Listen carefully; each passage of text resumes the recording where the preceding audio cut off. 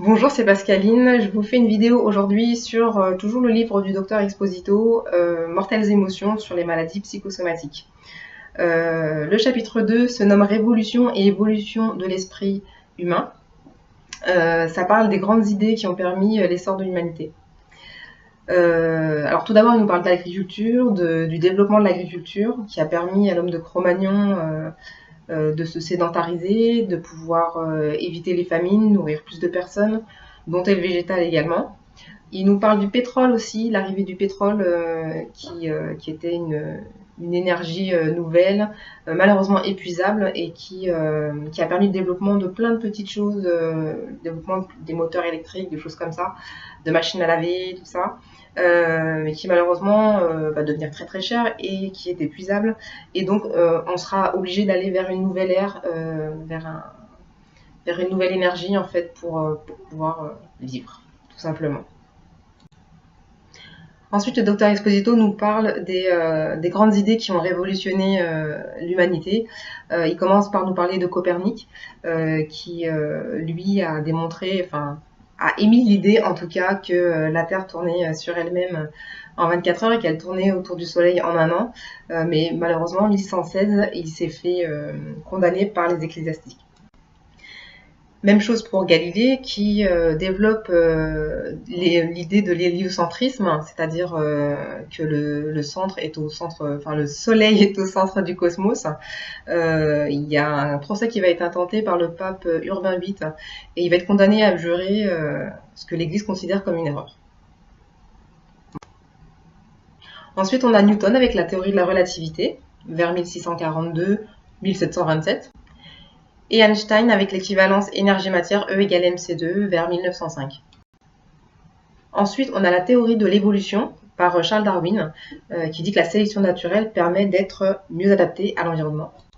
On a ensuite Mendel qui pose les lois fondamentales de la génétique, les lois de l'hérédité.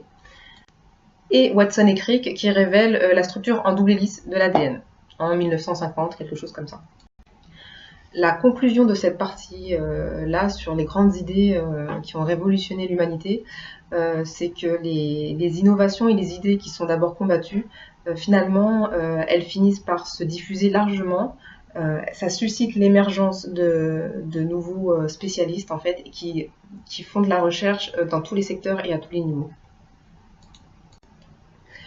Ce qui nous amène au domaine médical, avec un docteur qui s'appelle le docteur Claude Bernard, qui est né en 1813 et qui a découvert entre autres le rôle du pancréas, qui a découvert aussi le rôle du système nerveux sympathique et qui a révolutionné les méthodes de recherche. Alors pour lui, en fait, ce qui était important, c'est que les faits confirment la théorie, c'est-à-dire l'hypothèse, et si ça ne confirmait pas la théorie, on changeait tout simplement de théorie. On n'essayait pas de bidouiller pour essayer de trouver une explication ou dire moi j'ai.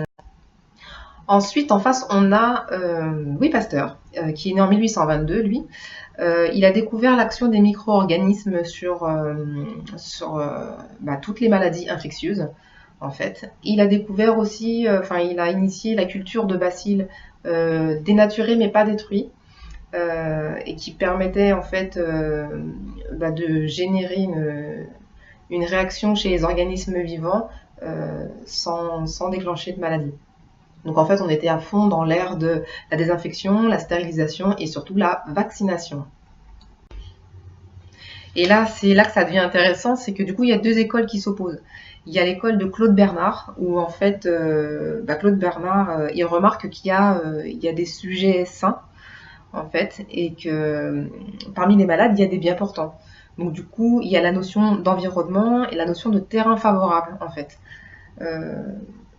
qui est opposée au développement du germe, en fait. Le but est de rechercher l'origine du bon terrain, plutôt que... Enfin bref, pour empêcher la maladie de se développer et pour garder le reste de la population bien portante. Moi, ça me fait écho parce que je travaille avec des gens, des fois, qui ont des névrites vestibulaires et on leur dit que c'est un germe ou un virus qui s'est installé sur le nerf vestibulaire et que du coup, il fait la fête et que c'est ça qui crée des troubles de l'équilibre. Pourtant, moi, ce germe, ou ce virus, je ne sais pas, je ne l'attrape pas. L'entourage proche de ce patient ne l'attrape pas non plus. Il est le seul isolé à avoir ce virus qui bizarrement ne se transmet absolument pas. Donc cette théorie de bon terrain, de terrain favorable, pour moi elle fait écho parce que finalement je pense que un virus, il a envie de se propager, hein. C'est une cellule vivante comme une autre, donc il a envie de se propager. Donc l'école de Claude Bernard qui elle, prône le terrain favorable, en tout cas défavorable au développement d'un germe, elle est opposée à l'école de Pasteur, où pour lui, c'est le micro-organisme, l'agent infectieux qui est responsable de la maladie. Donc pour lui, enfin en tout cas la théorie de l'école de Louis Pasteur, c'est d'éradiquer le germe et donc de soigner la personne. Donc on ne cherche pas dans l'école pasteurienne le comment la maladie s'est installée, mais surtout soigner ceux qui sont malades. Point.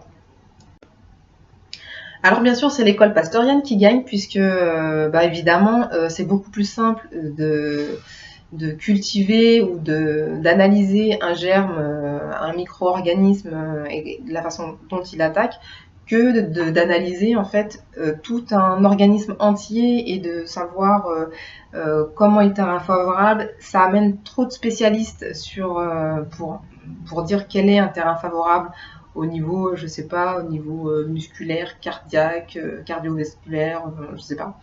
Donc beaucoup de spécialités. Alors que bon, pour l'école de Louis Pasteur, voilà, il suffit de dire voilà, ce germe fait ça, et donc si on le casse comme ça, on obtient la guérison. Donc l'approche de Claude Bernard, elle était assez simple. Ça posait l'hypothèse de pourquoi est-ce que pour un même germe, par exemple le staphylocoque, certaines personnes ont une otite, d'autres ont une bronchite, d'autres ont une angine, alors qu'il s'agit du même germe. Une autre hypothèse aussi était pourquoi une personne saine dans l'entourage immédiat du malade ne tombe pas malade. Donc là, il développe la notion de facteurs environnementaux sur le déclenchement de la maladie. Alors la théorie pasteurienne, elle a quand même deux gros avantages. Le premier avantage, c'est qu'elle déculpabilise complètement le patient, elle le déresponsabilise de sa pathologie. C'est-à-dire que le patient est un peu comme victime de sa pathologie et du coup il faut le prendre en charge, il faut l'informer, le conseiller sur sa maladie. Le stade suivant, c'est de prendre des décisions à sa place pour complètement l'assister. Le deuxième avantage, pour vous faire simple, c'est de simplifier toutes les méthodes de recherche, c'est-à-dire que on élimine tous les facteurs qui ne sont pas quantifiables, comme l'environnement, le stress, des choses, enfin pas quantifiables. Et donc du coup, le problème, c'est que ça risque de causer des petites erreurs en fait, parce que les recherches se font dans des boîtes de pétri et ça peut ne pas faire la même chose dans un organisme vivant. Malgré tout ça, le docteur Esposito nous dit que ces deux approches sont complémentaires. Et moi, ce que je voudrais rajouter, c'est que c'est bien dommage en fait que ces deux approches ne soient pas vraiment prises en compte, enfin, du moins que la pensée de Claude Bernard ne soit pas prise en compte. Elle est complètement écrasée par l'approche pasteurienne où voilà, on prend le patient et puis on lui dit vous êtes malade, vous prenez ceci, vous prenez cela et c'est bon pour vous. Voilà, je vais m'arrêter là pour ce qui est voilà, des idées médicales qui ont façonné en fait notre médecine d'aujourd'hui. Je vous fais une autre vidéo en suivant sur le 19e, surtout le 20e siècle, avec le développement du domaine psychique. On a découvert, on a développé la partie psychique, psychologique du patient. Et ça, je vous en parle juste après. Je vous dis à bientôt. Salut!